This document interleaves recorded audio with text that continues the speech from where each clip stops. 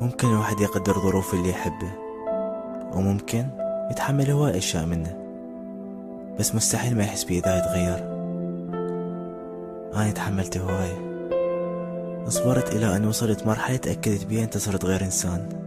وجاي ببالي سؤال: منو أنت؟ أنت مو نفس الإنسان اللي حبيته، أنت مو نفسك اللي عرفته، اللي كان يغار ويخاف علي من كل شي، اللي كان ما يقبل أنام وأنا زعلان منه، اللي ما يتحمل يوم ما يسمع بي صوتي، الشخص اللي كان يهتم بي أكثر من كل شي بهالدنيا. معقول هسه صار آخر اهتماماته؟ احنا وايد مرينا بظروف وشغلات أذتنا وكفت ضدنا، قدرنا نتخطاها سوا ورجعنا أحسن من قبل. زين شنو يتغير هسه؟ ممكن أتحمل أي شي، ابتعد عني، ازعل، كل شي سوي، بس لا تتغير. هالشي يذبحني. صرت أحس نفسي طلعت من قلبك، وحتى بدون ما أعرف شنو اللي غلطت وياك. قمت أحس بورود علاقتنا لدرجة تخليك ما تعرف شلون أقضي يومي، وين أطلع وين أطب ومنو يحكي وياي، وانت اللي كنت أقضي يوم وياه. وأكثر شي يقهر، قمت ما أقدر أعاتبك وأسألك ليش متغير، لأن صرت أحس كلامي ضوجك. وين اللي كنت أحبه؟ وين اللي كان يقول لي أنت أحلى شي بحياتي؟ تقدر ترجع لي؟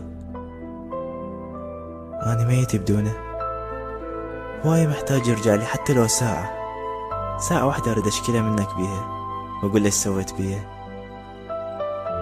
بداية حبنا شقد كانت حلوة، يا ريت لو ظل علاقتنا بس بداية.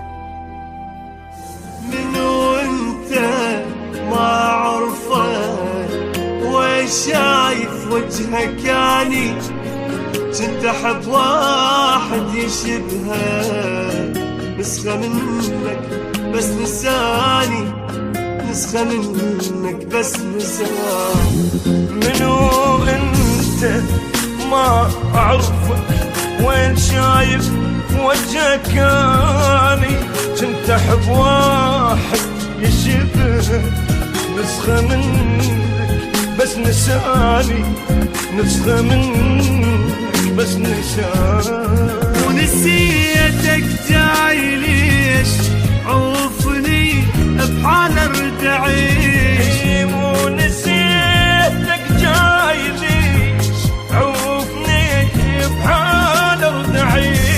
غير بس دموع عيني، كل شي منك ما جاني، كل شي منك ما جاني.